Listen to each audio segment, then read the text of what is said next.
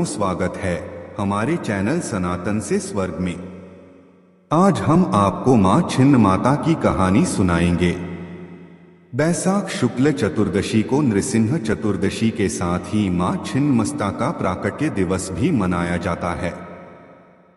कहते हैं किसी काल में महामाया जगदम्बा ने इसी दिन अपना शीश काट लिया था। इस बार छिन्नमस्ता माता का प्राकट्य दिवस 17 मई को है। कौन है माता छिन्नमस्ता? आपने जगदम्बा की एक तस्वीर देखी होगी जिसमें मां के एक हाथ में खड़ग, दूसरे हाथ में स्वयं उनका ही मस्तक है।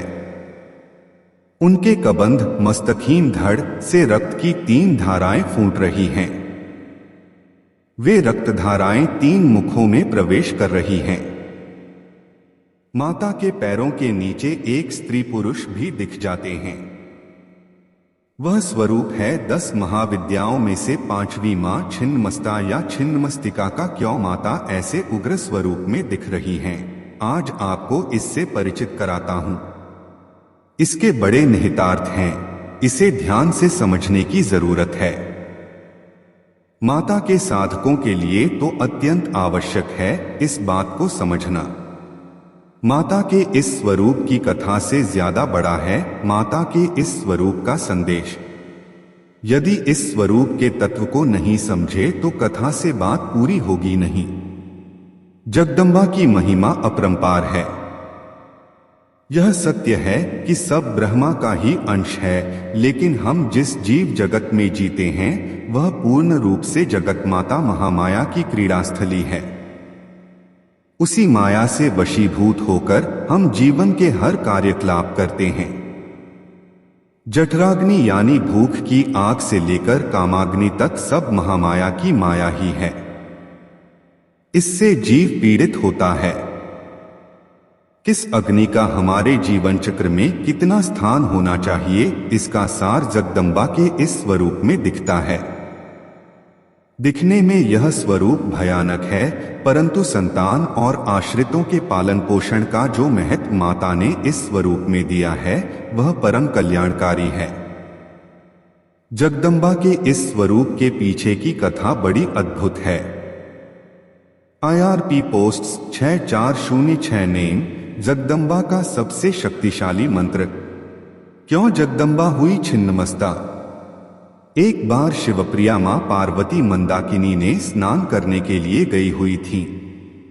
साथ में उनकी प्रिय सखियां जया और विजया भी थीं। माता को भी भूख की अनुभूति हुई, इससे उनका स्वरूप काला पड़ गया। उनकी सखियों को भी बहुत भूख लगी। जगदम्बा की सखियां जया विजया कोई सामान्य नहीं हैं। शाक्त परंपराओं में इनका बहुत महात्म्य है। दोनों ने मां पार्वती को कई बार टोका और कहा कि भूख लगी है, परंतु उस समय महामाया प्रकृति में लीन थी। मंदाकिनी में स्नान के बहाने वह पूरे जगत पर करुणा बरसा रही थी। उन्होंने जया विजया की बात अनसुनी कर दी, लेकिन जया विजया ने जगदम्बा को टोकना नहीं बंद किया। हारकर जया विजया ने कहा, माता अपने शिशु की रक्षा के लिए, उसके उदर की भूख मिटाने के लिए अपना रुधिर यानी रक्त पिला देती है। आप तो संसार की पालक हो, सबकी भूख शांत करती हैं। क्या हमारी भूख नहीं मिटेगी? आखिरकार जगदम्बा ने वही बात कह दी जिसे हम आप सामान्य तौर पर अपने ही मित्र साथियों से कह देते हैं। ज्यादा ही भूख लगी है तो मुझे ही काट कर खा जा। लेकिन यह बात हम आप जैसे मर्त्यलोक के प्राणियों की नहीं थी। जया विजया जैसी प्रिय सखियों के ताने सुनकर पार्वती सचमुच क्रोधित हो उठी। जगदम्बा नदी से बाहर आकर आईं, अपने खड्ग का आह्वान किया और अपना सिर काट लिया। उनके धड़ से रक्त की 3 धाराएं निकली, जिसमें से 2 धाराएं जया विजया के मुंह में गई। तीसरी धारा स्वयं जगदम्बा के मुख में आकर गिरी। तीनों ही वह रक्त पीने लगी। माता स्तनों से दूध पिलाती है, वह उसका रुधिर ही तो होता है। जगदम्बा ने स्वयं अपना ही रक्त पी लिया। तो उनका स्वभाव और उग्र हो गया। पूरे देवमंडल में त्राहि मच गई। देवी का यह उग्र स्वरूप देखकर देवगण भय से कांपने लगे। उन्हें भय हुआ कि कहीं अम्बा फिर से काली का रूप लेकर पूरी सृष्टि के विनाश पर न उतारू हो जाएं। आखिरकार महादेव इस समस्या के समाधान के लिए आगे आए। उन्होंने कबंध शिव का रूप धारण किया और देवी के प्रचंड स्वरूप को शांत किया। शिवजी के आग्रह को जगदम्बा टाल नहीं पाई और पार्वती के रूप में लौटी। जगत में स्त्री का रूप धारण करके महामाया हमेशा भावों के केंद्र में रहती है। माँ, पत्नी, बेटी, बहन के रूप में जैसे वो जीवन के हर क्षण में स्थित है, ठीक उसी तरह वो इस धरती पर हर तरफ अलग अलग स्वरूप में मौजूद होती हैं।